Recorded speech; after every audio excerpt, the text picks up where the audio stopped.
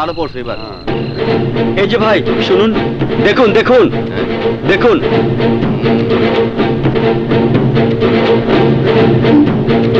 পঞ্চায়েতের বিচারে যে অপরাধে আমার বাবাকে গ্রাম ছাড়া করেছিল, ঠিক একই অপরাধে তার সন্তান বাদশাহ সর্দারকেও গ্রাম ছাড়া করেছিল, কি তাই না? আপনারাই বলুন, অপরাধ যদি একই ধরনের হয়, বিচার কি দুই ধরনের হতে পারে? তাই আমি চাই আপনারা গ্রামবাসী সবাই একত্রিত হয়ে পঞ্চায়েতের বিচার করবেন।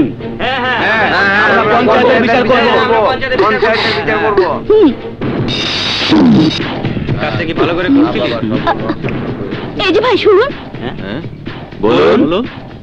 এই ছবিটি দেখুন।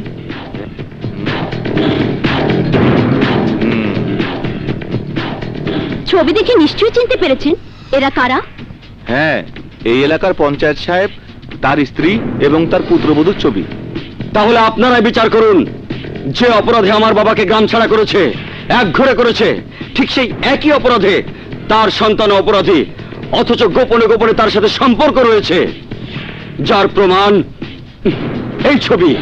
এখন আপনারাই বলুন আপনাদের কি করণীয়? বিচার হবে। বিচার চাই, বিচার চাই, বিচার চাই, বিচার চাই, বিচার চাই, বিচার চাই, বিচার চাই, বিচার চাই, বিচার চাই, বিচার চাই, বিচার চাই, বিচার চাই। তোমরা কার বিচার চাও? আপনার বিচার।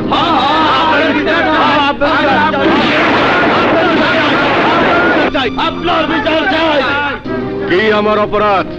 আপনি ভুল বিচার করেছিলেন, আপনার ছেলেকে এই এলাকা ছাড়া করছেন, অথচ আপনার ছেলের বউর সাথে আপনার সম্পর্ক আছে। এই দেখেন তার প্রমাণ। এই যে প্রমাণ দেখেন, এই যে প্রমাণ।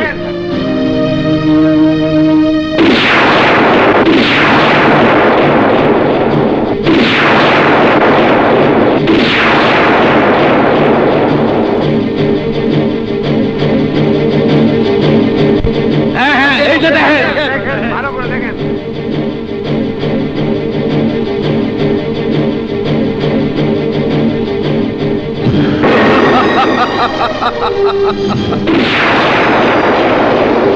শওকত আলী সর্দার, এবার তুমি তোমার বিচার করো, কারণ সবাই জানে তুমি একজন ন্যায় বিচারক।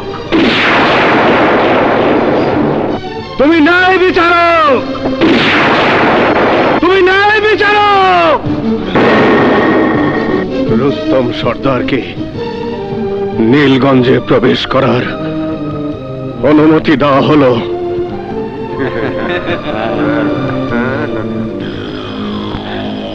হুজুর, এমন ভেলকিবাজি দেখিয়েছেন যে পঞ্চায়েত পাবলিকের ঠেলায় পড়ে তার আদেশ প্রত্যাহার করে নিয়েছে। সবই রমার কারণে। আমি সিদ্ধান্ত নিয়েছি ছেলে বিনু সর্দারের সাথে বিয়ে দিয়ে দেবো।